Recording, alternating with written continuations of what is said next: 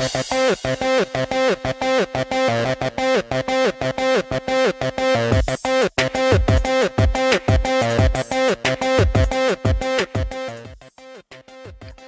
po sa Pinoy Scoop. At ito ang balita ngayon. Si Vice Ganda ay humingi ng paumanhin sa production staff ng It's Showtime pagkatapos niyang aksidenteng masirang screen ng isang TV sa set ng noontime show noong Martes. Ito ay nangyari sa segment ng show na Sinemoto nang biglang sinipa ni Vice ang prop at tumama sa TV screen sa studio. Sinabi ni Vice na akala niya ay kahon lamang ang prop at di inaakalang ito ay matigas. Nagpatawa din siya nang nanawagan siya sa kanyang mga sponsors para bayaran ang nasira niyang TV.